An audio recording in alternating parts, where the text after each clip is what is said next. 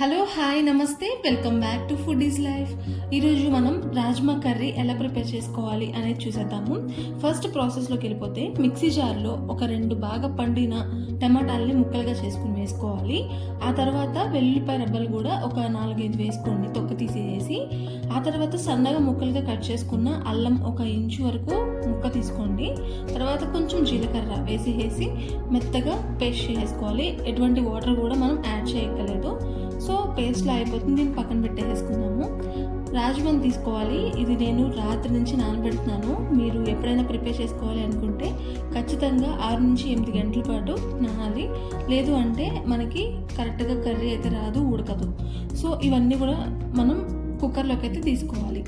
Water కూడా నిండుగా పోసేసుకుని అది మనకి బాగా మెత్తగా అయిపోయేటట్టు మనం ఒక 6-7 విజిల్స్ వచ్చేంత వరకు పెట్టుకోవాలి కుక్కర్ని. కుక్కర్ పెట్టుకునే ముందు ఇందులో బిర్యానీ ఆకు, దాల్చిన చెక్క, లవంగాలు అండ్ అలాగే యాలకులు, అలాగే టేస్ట్కి సరిపడా చూసుకుని ఉప్పు వేసుకుని ఒకసారి కలిపేసుకుని మూత పెట్టేసి విజిల్ పెట్టేసి ఒక 6 నుంచి 7 విజిల్స్ వచ్చేంత వరకు ఉడికించుకోవాలి. ఇలా ఉడికిపోయిన తర్వాత ఇలా తీసుకుని చూస్తే మనకి రాజ్మా అనేది బాగా మెత్తగా అయితే అయిపోవాలి. అలాంటప్పుడే మనకి కర్రీ అనేది కమ్మగా చాలా టేస్టీగా ఉంటుంది.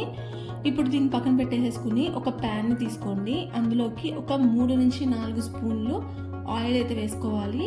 ఇలా ఆయిల్ హీట్ ఎక్కిన తర్వాత ఇందులోకి జీలకర్ర ఒక 1/2 స్పూన్ వరకు జీలకర్ర వేసుకుంటున్నాను.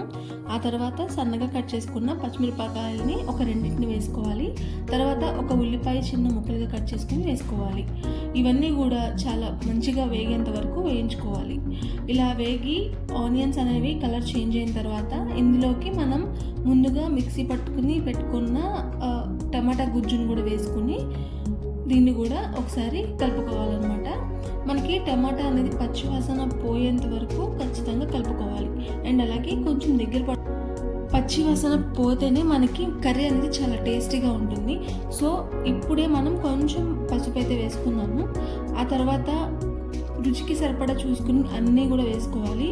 కారము, ఉప్పు, అలాగే గరం మసాలా, తర్వాత ధనియాల పౌడర్, ఇవన్నీ కూడా వేసుకుని బాగా కలిసేటట్టు మిక్స్ చేసుకోవాలి.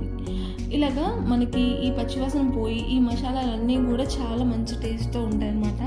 సో ఇవన్నీ అవ్వాలంటే ఫస్ట్ మనం మూత పెట్టేసుకుని ఖచ్చితంగా ఒక 5 నుంచి 8 నిమిషాల పాటు మనం ఉడికించుకోవాలి.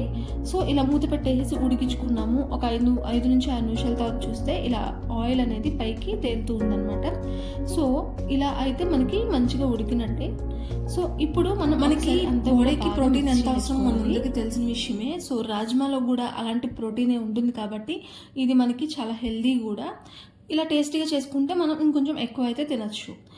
సో ఇప్పుడు ఇలా దగ్గర పడిపోయిన తర్వాత మనం ఉడకపెట్టుకున్న రాజ్మాని వాటర్తో సహా ఇందులోకి అయితే వేసేసుకొని ఒకసారి మసాలాలన్నీ కూడా బాగా రాజ్మాకి పట్టేటట్టు కలుపుకోవాలన్నమాట. రాజ్మా కొంచెం గట్టిగా ఉంటుంది. అది ఉడకడానికి కానీ నానడానికి కానీ చాలా టైం పడుతుంది. సో అందుకని మనం ముందు రోజు మార్నింగ్ చేసుకోవాలనుకుంటే ఆ ముందు రోజు నైటే నానబెట్టేసుకుంటే బెటర్. అదే కాదు రాత్రి చేసుకోవాలి అనుకుంటే మార్నింగ్ పూట నానబెట్టేసుకుంటే సరిపోతుంది. సో మనకి చాలా దగ్గర అయితే పడిపోయింది కదా. రాజ్మా కర్రీ అయితే ఆల్మోస్ట్ మనకి ప్రిపేర్ అయిపోయినట్టే. ఇప్పుడు కొంచెం గట్టిగా ఉంది కాబట్టి కొంచెం నీళ్ళు అయితే పోసుకుంటున్నాను ఇందులోకి. ఇలా నీళ్ళు పోసేసుకొని ఒకసారి మళ్ళీ కూడా అంత బాగా మిక్స్ చేసుకోవాలి. ఇప్పుడు పైన మూత అయితే పెట్టేసుకుందాము. ఒక 2 నిమిషాలు మూత పెట్టుకొని ఉడికించుకున్నాక తీసి చూస్తే ఇలాగా మనకి క్రీమీగా మంచిగా కర్రీ అయితే రెడీ అయిపోయింది. సో మనకి ఇది అన్నంలోకి కానీ చపాతీలోకి, రోటీస్లోకి కూడా చాలా బాగుంటుంది. అండ్ ఎస్పెషల్లీ జీరా రైస్లోకి అయితే చాలా బాగుంటుంది. సో ఇలా దగ్గర పడిపోయిన తర్వాత మనం పైన సన్నగా కట్ చేసుకున్న కొత్తిమీరని వేసుకొని ఒకసారి అంతా కూడా బాగా మిక్స్ చేసుకుంటే సరిపోతుంది. ఒకవేళ మీకు పులుపు ఇష్టం అనుకుంటే ఒక అరచక్క వరకు నిమ్మకాయని కూడా పిండుకోండి, పైన బాగుంటుంది. ఫైనల్గా రాజ్మా కర్రీ అయితే మనకి అయిపోయింది. సో మీరు కూడా ఖచ్చితంగా ట్రై చేయండి. హెల్దీ అండ్ టేస్టీగా ఎలా ప్రిపేర్ చేసుకోవాలో చూసేసారు కదా. సో మీరు కూడా కంపల్సరీ ఒకసారి ట్రై చేసి ఎలా వచ్చిందని కమెంట్ చేయండి. అండ్ అలాగే నా ఛానల్ సబ్స్క్రైబ్ చేసుకోండి.